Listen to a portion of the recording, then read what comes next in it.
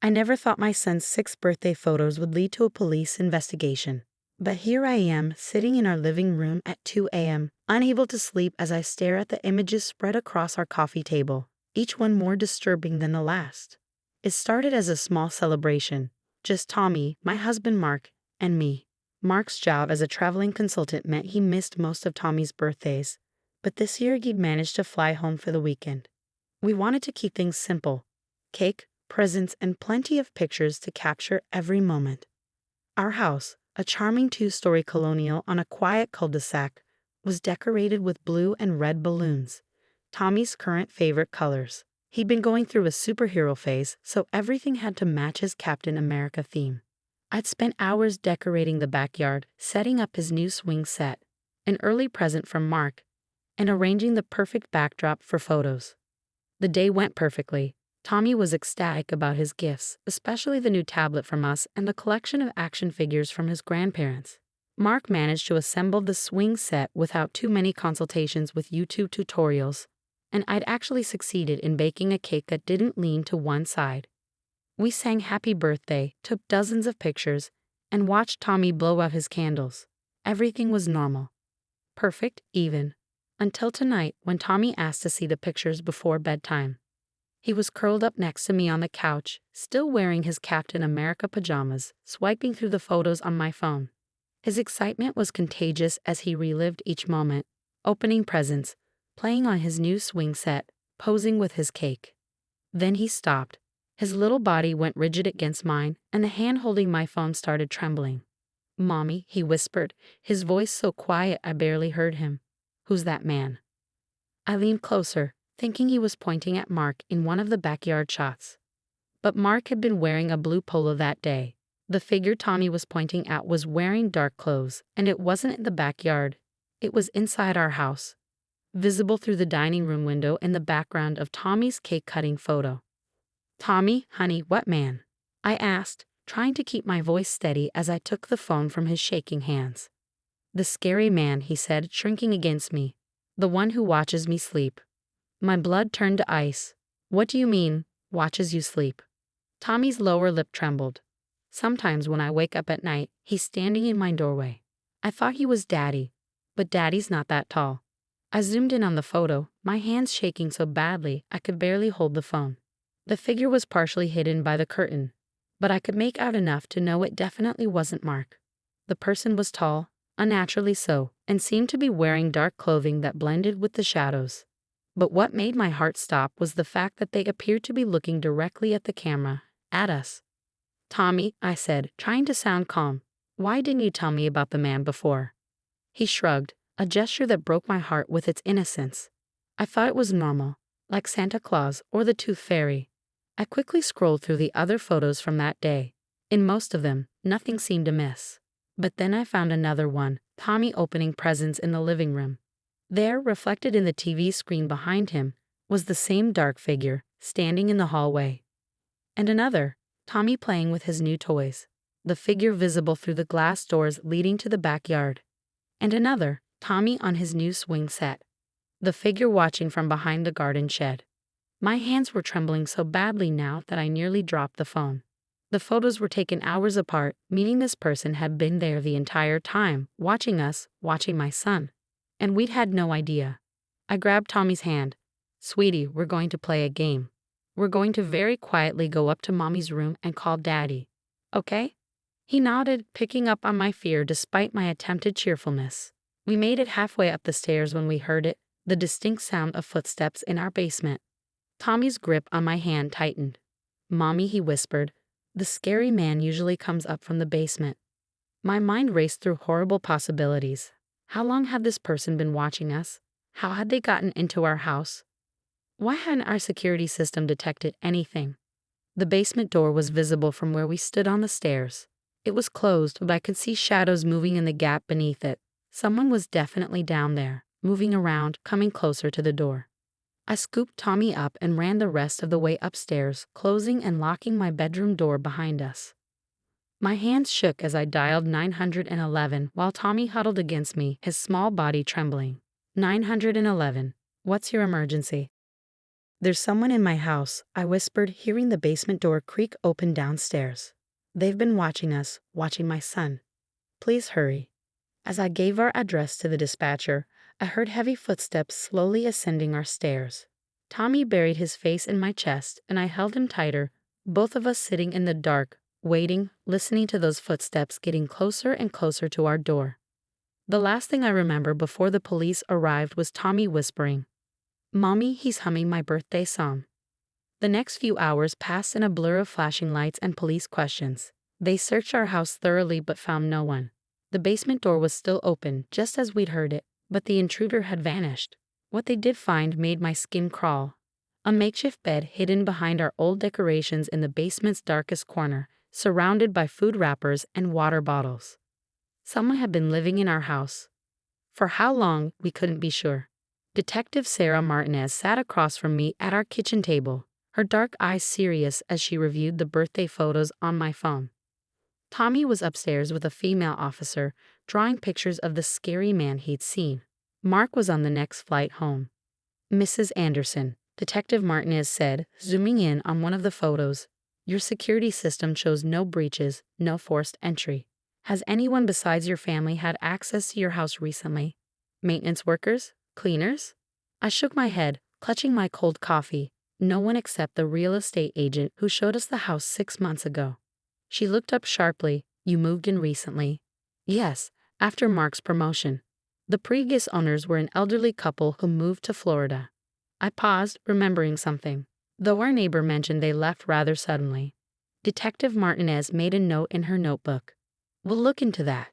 In the meantime, I need to ask about these photos." She turned my phone toward me, showing the picture of Tommy on his swing set. "Look at the timestamp." I leaned forward, frowning. The photo was taken at 2:47 p.m. The next one, showing the figure behind the shed, was taken at 2:47 p.m. as well, exactly the same time. "That's impossible," I whispered. "We've checked all the photos," she said quietly. "Every time this figure appears, there's an identical photo taken at the exact same second without them. It's as if someone took another set of photos." I finished, feeling sick. She nodded grimly. "We found this in your basement." She pulled out an evidence bag containing a camera, not mine, but similar enough that you wouldn't notice the difference from a distance. "Mrs. Anderson, we believe someone was mimicking your actions that day.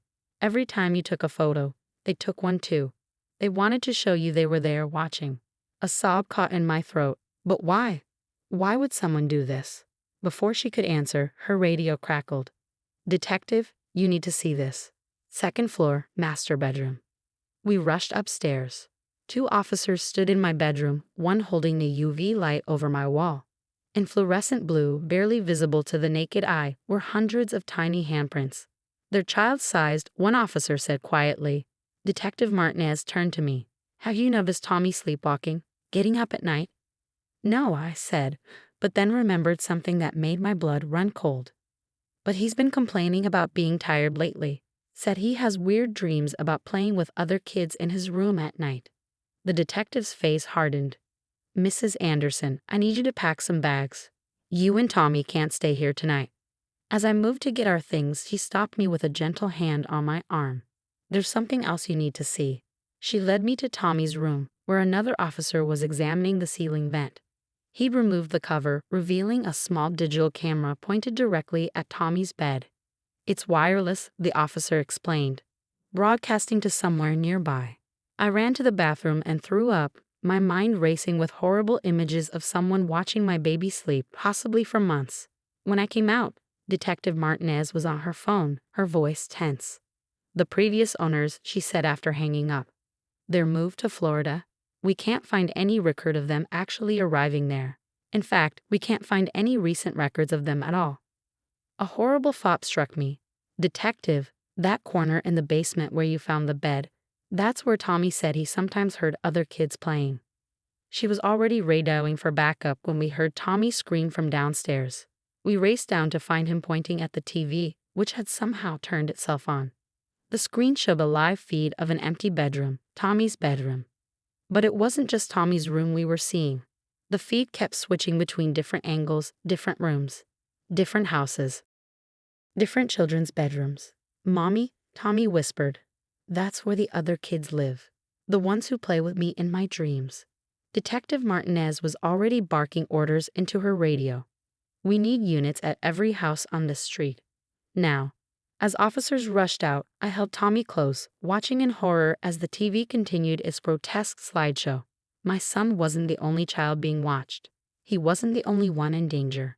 And somewhere, probably closer than we imagined, someone was still watching.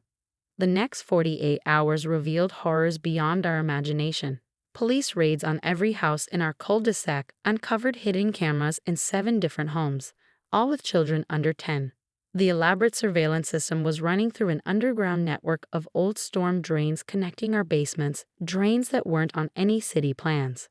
Mark held me as Detective Martinez explained their findings. The previous owners, James and Martha Wilson, never existed, at least not the elderly couple you met. We found records of the real Wilsons from 1987. They disappeared after reporting their 6-year-old son missing. The house has changed hands 4 times since then. She continued, always sold by an elderly couple to families with young children. Always with the same pattern. The couple would move to Florida within a year, leaving no trace. I thought about the camera footage, the hidden networks, the years of planning this would have taken. How many children? We identified 12 missing children cases connected to this neighborhood over the past 30 years, she said grimly. We're searching the tunnel system now. Tommy hadn't spoken much since that night, but he'd drawn dozens of pictures.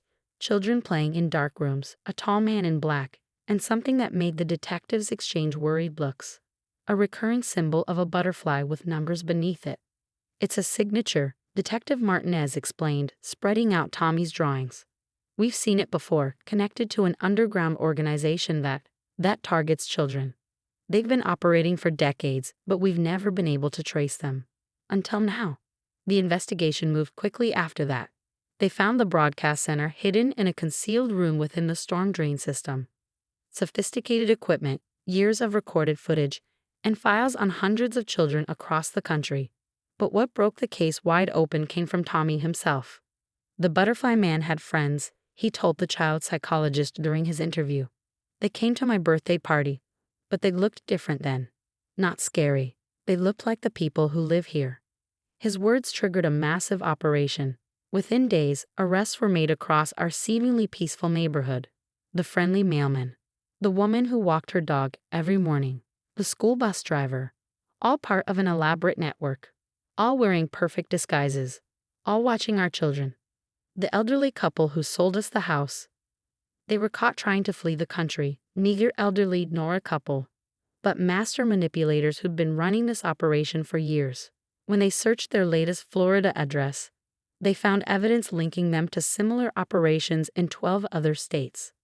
Tommy's dreams of playing with other children, they had been drugging him through his bedroom vent, testing a new technique on all the neighborhood kids. The thought of what might have happened if we hadn't discovered those photos still keeps me awake at night. 3 weeks after Tommy's birthday, Detective Martinez visited us at the hotel where we'd been staying. Her face told me she had news she didn't want to share. We found them, she said quietly, in the deepest part of the tunnel system. The missing children from all those years. She couldn't finish. I didn't ask for details. Some truths are too heavy to bear. We sold the house, of course. Moved across the country. Changed our names. Tommy's in therapy, dealing with what happened better than any of us expected. Children are resilient, they say, but sometimes I catch him checking his bedroom vent just to make sure. Mark installed the most sophisticated security system available in our new home. I've gotten rid of every smart device that could possibly be hacked. Some might call it paranoid, but they didn't see what we saw. They don't know what we know. Last week, Tommy drew his first picture without a butterfly in it. It was just our family standing in front of our new house, smiling. The child psychologist said it's a good sign. He's finally feeling safe again. But sometimes, when I'm reviewing our security footage late at night, a habit I can't break. I think about those other parents, the ones who never knew what happened to their children. I think about how close we came to being one of them. And I think about that birthday photo, the one that saved not just Tommy, but possibly dozens of other children. If he hadn't noticed that figure in the window, if he hadn't been brave enough to tell me about the scary man, Yesterday, Tommy asked if we could have a birthday party next year. A real one, with friends from his new school. I hesitated, the memories still too fresh. But then I saw the hope in his eyes. Of course we can, sweetheart, I said. But this time Mommy's going to take all the pictures herself. He hugged me tight and whispered, "Don't worry, Mommy. The butterfly man can't find us here. I checked all the vents myself." As I held him, I realized that while our story had a happier ending than most, it would never truly be over. The organization was still out there, despite the arrests. Children were still disappearing. But now people know what to look for. Police departments across the country are checking real estate patterns, investigating suspicious elderly couples, examining storm drain systems. And every night, I say a quiet thank you to whatever made Tommy look twice at that birthday photo. Sometimes the monsters hiding in the background of our perfect pictures are real. Sometimes they're wearing our neighbors' faces. And sometimes it takes a child's eyes to see the truth adults have been missing all along.